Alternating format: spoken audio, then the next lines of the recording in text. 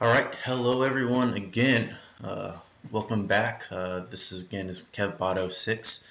Coming at you again with some more Keyforge gameplay. This will be the second episode in this series I'm doing featuring the Crucible Online. This is a Keyforge gameplay simulator online currently, since the game is not released yet. But they've got a good assortment of decks here that we're going to be playing through. Sort of try and learn the game here, find out some good strategies, and hopefully by the time the game is released we'll be ahead of the curve. So we're checking out the second deck here, Titan Fang, Tower, Fighter.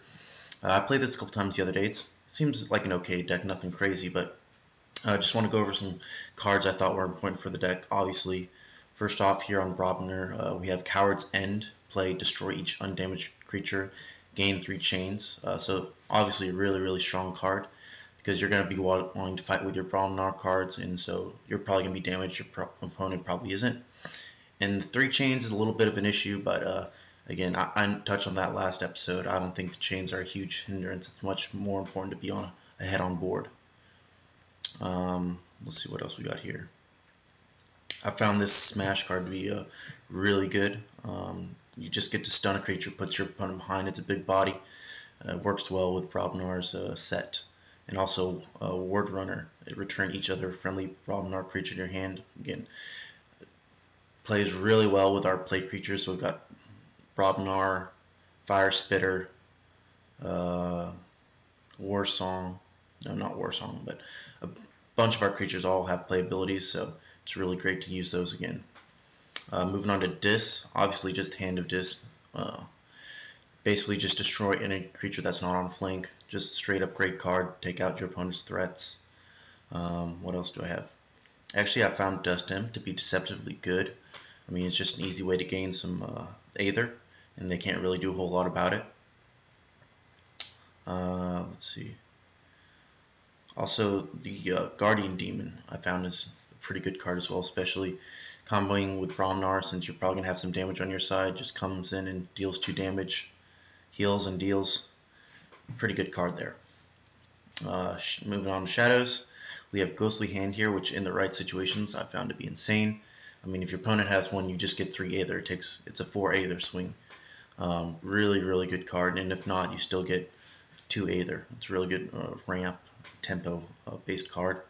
And then we have a lot of removal here, which is obviously great in any deck. Take out your opponent's threats, and then just some pretty average creatures here for Shadows. Alright, well that's it for the deck overview. We'll go ahead and get into a game here. Alright, we are back in game. Okay, so again we have this decision. Do you want to be first or second? Still not sure what the correct choice is. It's probably deck dependent, but found it's probably better to be first. Let's see what we've got here. Usually when I like to go first, I like to drop a big creature, something that's threatening, because you can only do 1 for your turn. So I can do this the first turn, and then got some follow-up for second turn.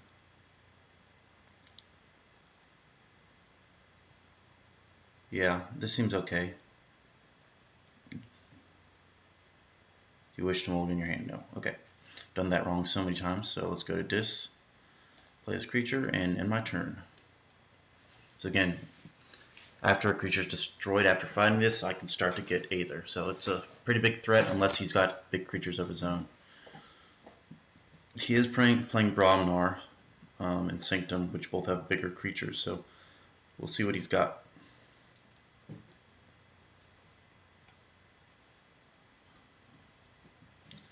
See, with this hand, probably looking to do Dis next turn.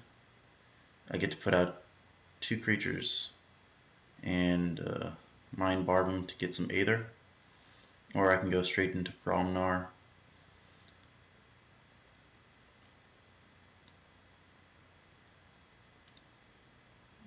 I think if I can combo some stuff up with Ward Runner, that's better for Brobnar. Okay, so that was really not great of him. So in this case, I think I'm going to go straight into Brobnar.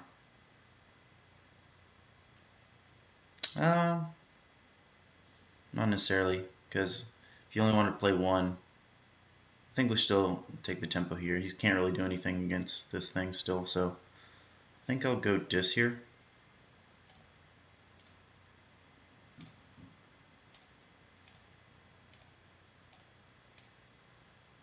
So again, just deploying my threats. Because I'm not really afraid of anything he's going to do with this. I mean, if he goes Logos again and just archives the card, he's probably losing this game. He needs to do something better than that, because I'm already significantly ahead on board. Next turn, Brobnar or Shadows still isn't that great right now, so I'll probably want to wait on Shadows. It's just low impact creatures.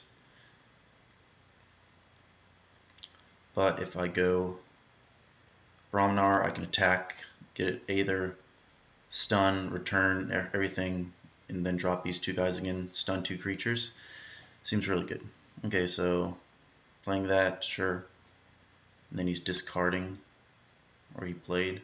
No, he discarded this card, so just wants to cycle through his cards by the looks of it, which sometimes you just need to do depending on your opening hand. I don't know if did he mulligan?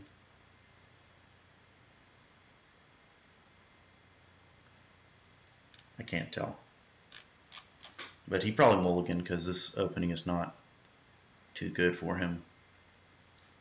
So yeah, probably just do that Brobnar play this turn, kill his bigger creature.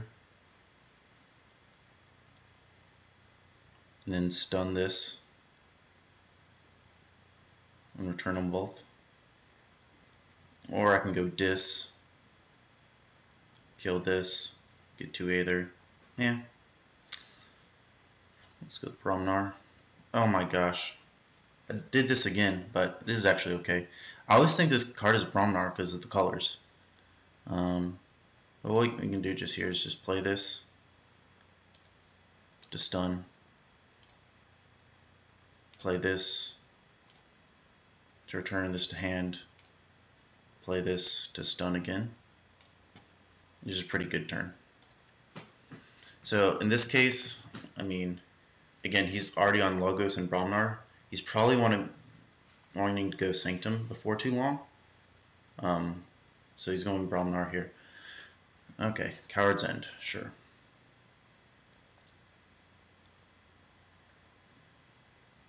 So, and that's pretty good for him. He had what, 2 creatures to my 4 or 5.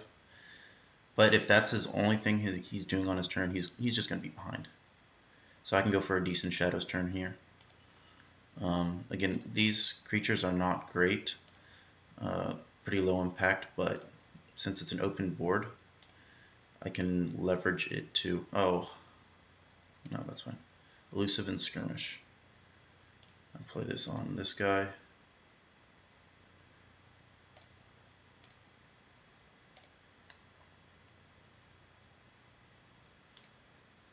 So yeah, looking good here now. What is he? Okay, that was good for him.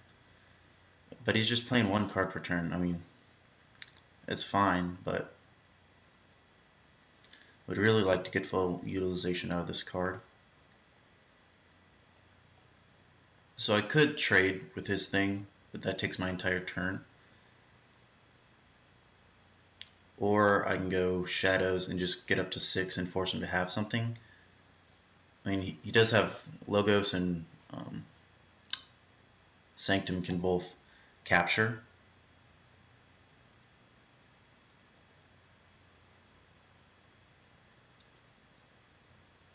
But I think just doing this here again is fine. I mean,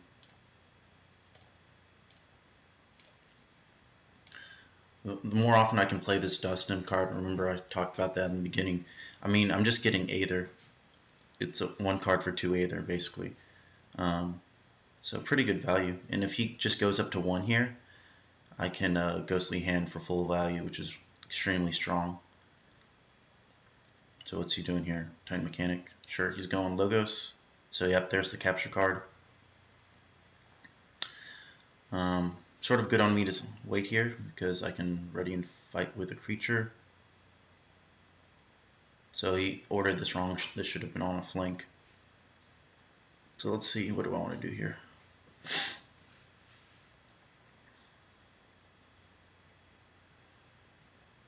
So I can go Brobnar here, get one more, and cycle through all my Brobnar cards. Seems okay. That's what I'm going to do. I cancel. So play this first, then ready and fight with it. Oh my gosh, it's an artifact. I always miss that. It's hard to read. Artifact versus action. So that's a little unfortunate. Go ahead and play this though. Stun. Probably this card. Then do I just want to cycle this?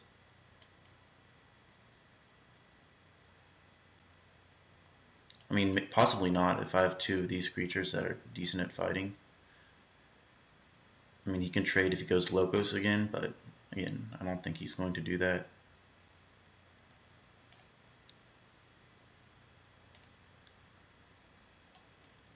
So if I had any Brobnar card here, that would have been a lot better to keep this, because I can play another one, ready it up, attack with 3, get 3 Aether. In this case, though, it probably would have been best for me to cycle this.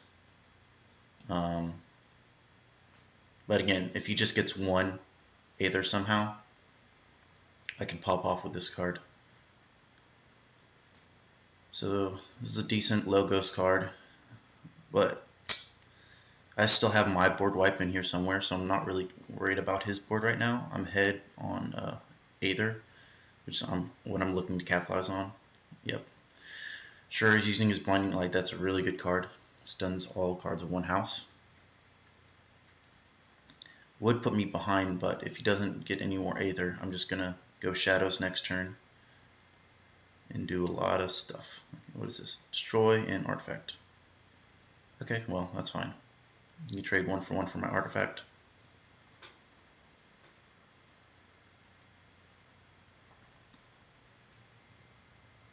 So if I go Shadows here, I'm just stealing up to 6, 7. He's going to capture 1 if he goes Sanctum again.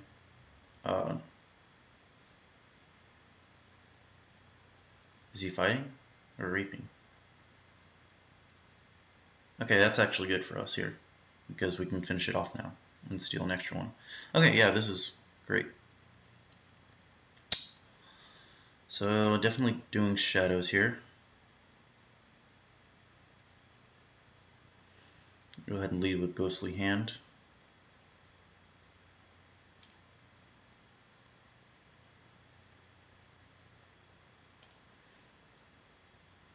Go ahead and take out his Titan Mechanic.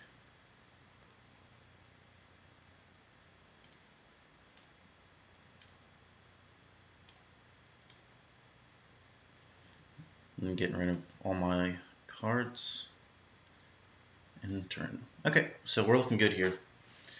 So we're on track to Forge Key this turn. I don't even know what the best play for him is. Overall, in terms of house choices, the only one I haven't really been impressed with, honestly, is Brobnar. Just because it's so linear. And in this game, it's sort of the decks that can combo off and have really big turns tend to do better. And there's so many board wipes that having a huge creature base can sometimes be a liability, which is often the case in Brobnar. And Brobnar has a lot of setup cost, right? So this song says, gain 1 Aether each time a friendly creature fights. Well, in order to have a good use of this card, you have to have already a good amount of Brobnar cards on the board, and you're using it on another turn where you likely don't have a lot of Brobnar cards in your hand because you just have played a lot of them on the board, unless you're holding in your hand for extended amounts of turns, which I don't like to do. I prefer to cycle through my deck, get to my good cards, use them, cycle through the deck, use the good cards again. So that's one of the reasons why I don't like Brobnar, and also for that same reason, Sanctum as well. They do a lot of fighting and a lot of taunt effects. Just doesn't seem like amazing. So he's going with Brobnar again this turn. It means he's probably giving up on us getting our key, because Brobnar doesn't really have any ways to interact with Aether or key generation. So in that case, what are we looking at doing next turn?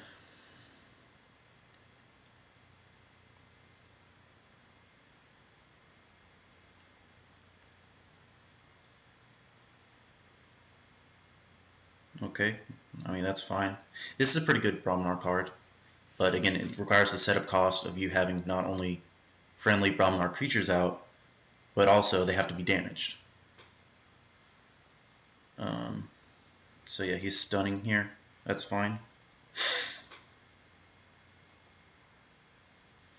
I sort of like going Brobnar here because I can get use out of this and start killing his things.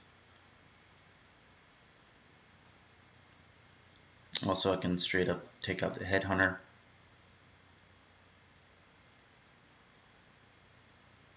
And get a couple Aether. So we're going to do that.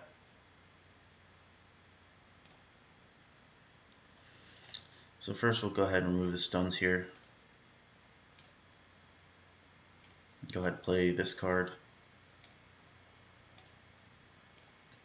Ready it up. And he's going to be attacking on the flank because that gives us the most benefit. Or I can just take out the Sequus. I mean, this card's already gotten its value, right? No, he gains one when he fights, so yeah, don't want that to happen. Oh, and I misplayed this horribly.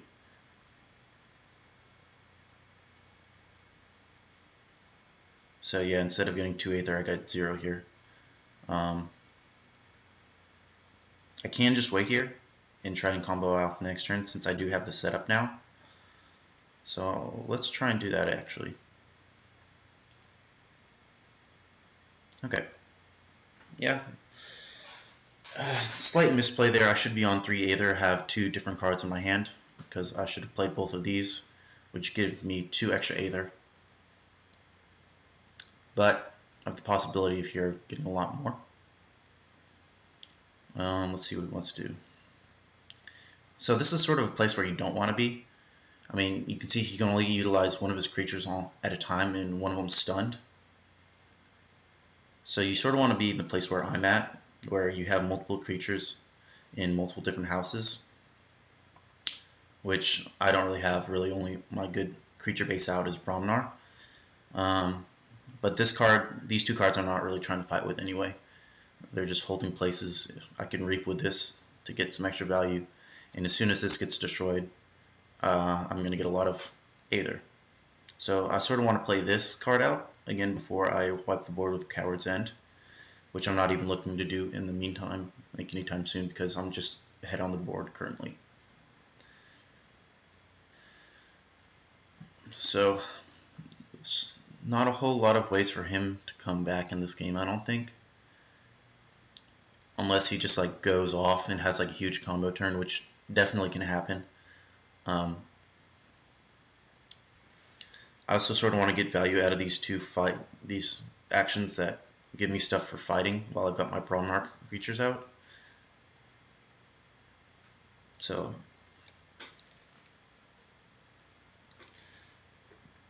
he's Brobnar again, removing the stun. See, that's just like, I mean, it just sucks for him. Like, he's not really doing anything with this turn. He's on 0 Aether, 0 keys.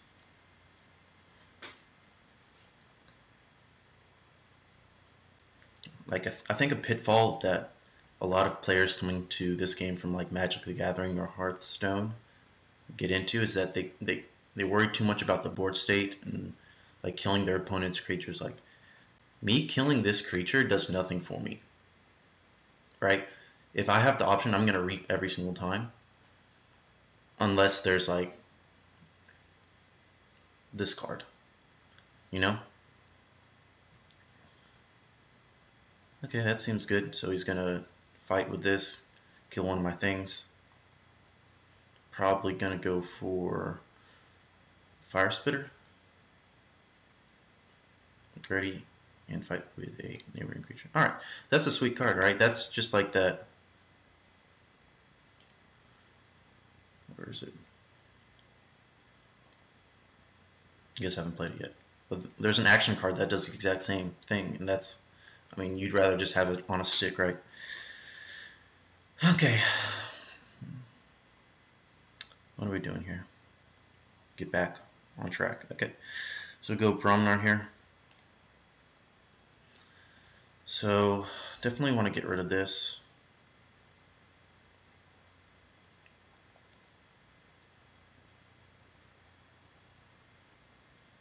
So let's play these first. So play both of these.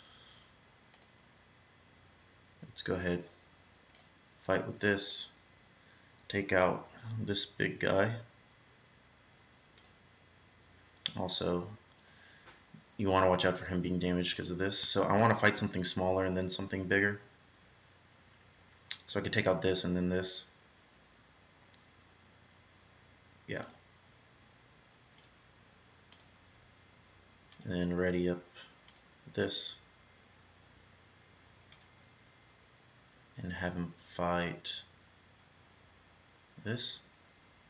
Yep. Alright. Yeah, seems good. Then I could Coward's End here, but it seems sort of useless. Do I want to discard it? No, because it's such a strong card. It might be correct, but if he has like a really big turn here, I can keep it in hand for a couple turns and then use it and then deploy out more Bromnar threats. But again, name of the game here is like you just want to put pressure on your opponent to deal with your Aether total. So he has to steal or capture 2 of my Aether, otherwise I'm just getting really far ahead here because he's still on 0-0. I think the turning point for this game was when he played his own Coward's End for like no value whatsoever, and he gave himself 3 chains. I think that put him really far behind. You sort of want to save this card like to come back. I mean, there's this thing called Quadrant Theory, and many different card games sort of developed for Magic the Gathering, but cards are good at different points in the game. This one's really good when you're behind, right? Because if your opponent has a huge board, you only have a couple things you can Coward's End. Oh, I forgot about this. So +1 for each friendly damage creature. Okay, but we're still at 7. Scrambler Storm. Playing action cards. Okay, that's fine. So yeah, we still got to Reap there. Really important.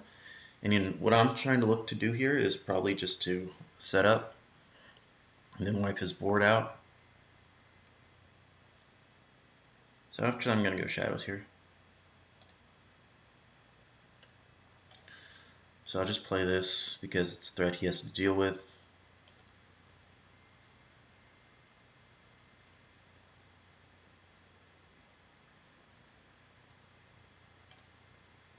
Why can't I play this? Oh, I can't play action cards. Forgot about that. So this was definitely the wrong choice.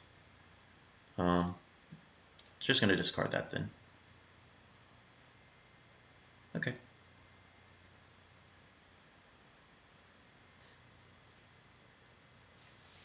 So let's see what he's got. Archiving. Archiving, I found, is actually in the right decks a very powerful strategy. I've talked to some people just in this game, and a lot of people don't like it. The downside is it's really slow, especially on a card like this, where you have to get it out and reap with it without your opponent doing anything to this card. I like the cards that are like actions that just allow you to straight up reap, or artifacts. Because what archiving does allows you to stack a hand with one house. And then obviously imagine I had archived like a bunch of Bromnar creatures. I could just play this and then deploy all my Bromnar creatures. And then there's the 3 chains doesn't really matter because I'm just going to attack or reap with my huge board now every turn. So I think in this deck it's not necessarily great because Sanctum and Bromnar are not known for being combo heavy or anything like that. Okay, he should have done that first. Always draw first, guys. So what do you need to do there? skirmish. How did he kill this?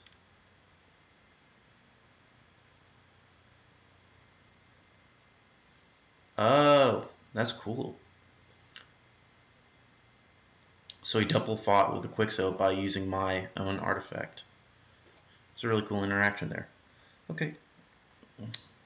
So he's getting ahead here. Again, we're just not really worried though. I think this here's looking good. Deploy some threats, kill his big creatures.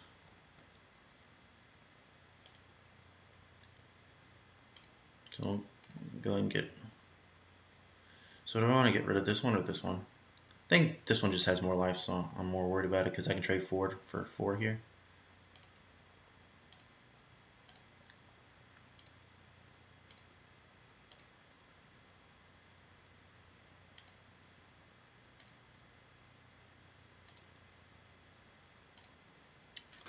So yeah. Okay. Yeah, we're looking good. Oh, I should have used this. I'm an idiot. I always forget to do that. Doesn't really matter. This card's... I mean, I could reap with it next turn if I was going this again. But... it is what it is. I am not the best at this game. Not even close. He's going to probably going to trade here.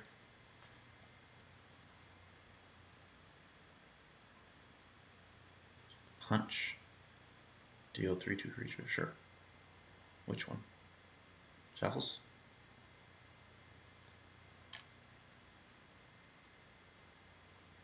Yep.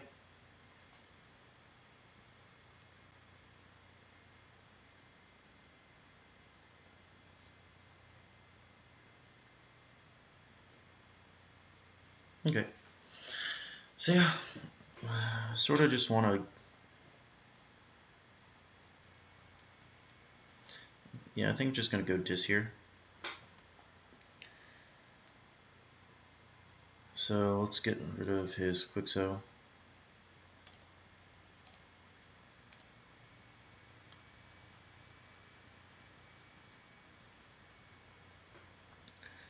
I think I'm not too worried about the. I think so. This is going back to like controlling board versus just getting advantage for yourself. I'm a big fan of just pushing your advantage. So instead of like trying to fight and take a good trade here, I'm just gonna reap. Because I just need 4 more amber and I'm gonna win the game. Right?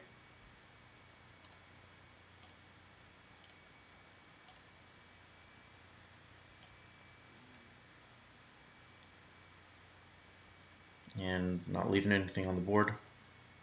So yeah, you can sort of just see he's been behind all game, so he's just crawling back a little bit. He's got up to 5, but even if he gets 6 this turn, I can go straight up just dis again, make it so he can't forge a key.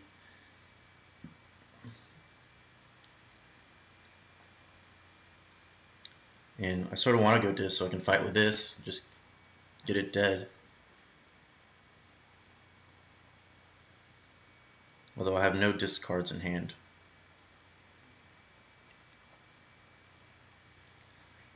If I go Brobnar, I can ready and fight. Not too exciting. Or I can just go Shadows, Reap, Sacrifice. I can actually sacrifice this, deal 3 and 3. And get myself up to 6. That's probably the best line, just put the pressure on him right now. Yeah.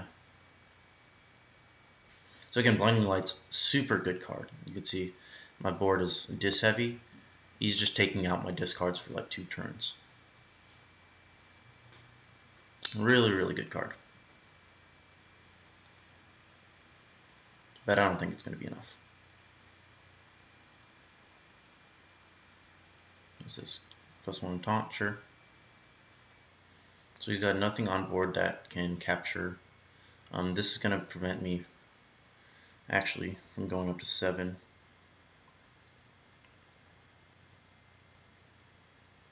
So I can get 1, 2, 3,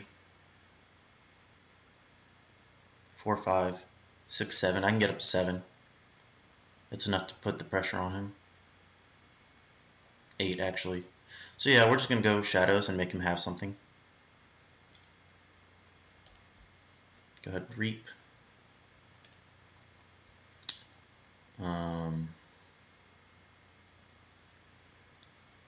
Pawn sacrifice.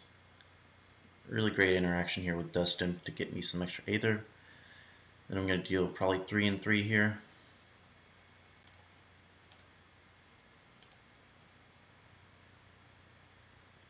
And then Ghostly Hand, not for full value, but enough value. Okay. So just end my turn. So again, he did get his key here, but he has to steal one somehow, right?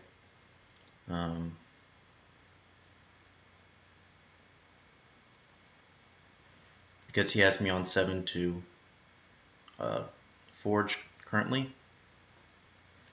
But this is something I found. Oh, here we go. What's this? Each player is half. Okay, good card. So sort of by going all in there, I sort of lose some tempo for my following turns. But the reason why I'm not concerned about that is I have this in hand, right?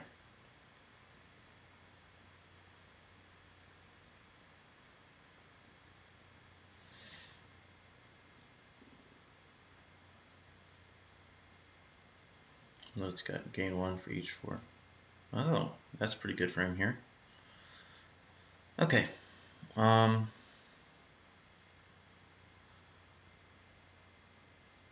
wait, I'm an idiot. I just do this, right? For the manager, get 1. Okay, yeah, we just won the game. Okay, I'm just stupid. I should have done this probably a while ago.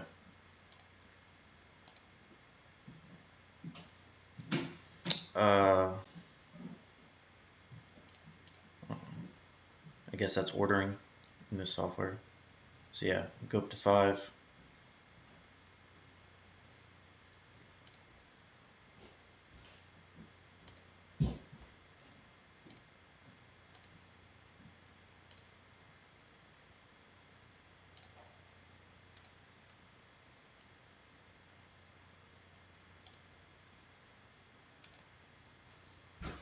Okay, yep. So that should be the game, hopefully. So yeah, I sort of, again, I chose the right moment to use my big board wipe again, because Coward's End will loot the bodies into Coward's End. So that's an interaction I didn't notice earlier, and I have 2 of these in the deck. That makes this deck actually a lot more strong than I thought it was initially, right? Because at any point, if you loot the bodies into Coward's End, you're getting so much value. It's really insane. So this is one of the better Brobnar combos I have observed as of yet. Let's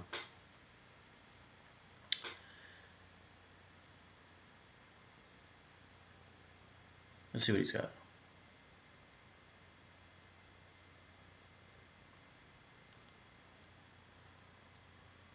He's got to capture 1 more.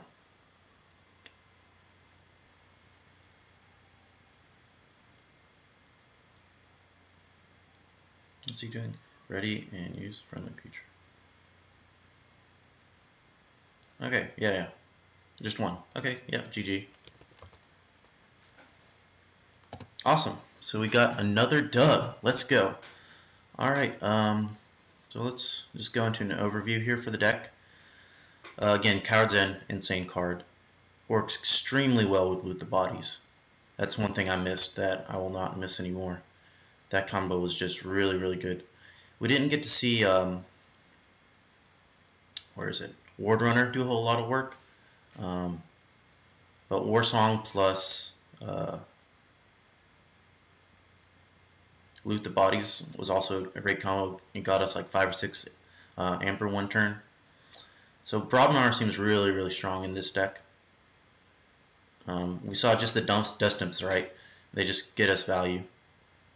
I'm a big fan of those. You just play them. And again, the ghostly hands, I used that twice this game. One time for 2, one time for 3. Just really, really good tempo, right? Putting your opponent on the back foot. Make him have something to deal with your Aether count. So he can't do the things that he wants to do to develop his own board. Alright, but that's it, guys. Again, I do appreciate you guys watching my videos. I know I'm pretty new to this, but please like, comment, especially subscribing if you guys just take the time. It's really easy for you guys to subscribe, and it really does help me a lot as I'm trying to grow this channel. I'll be trying to upload videos for the next couple days, probably daily, get through some of these decks, but probably every couple days I'll be having videos coming out. And let me know what kind of videos you guys want to see. If you want more just gameplay videos, obviously those are I like making these because I love playing the game, but I also can go into some more like strategy once I get more in depth with some of these cards. Maybe go into each of the houses, see what they want to do individually, cards, stuff like that. But yeah, hope you guys have a great day, and keep a lookout for more videos coming soon. Thanks.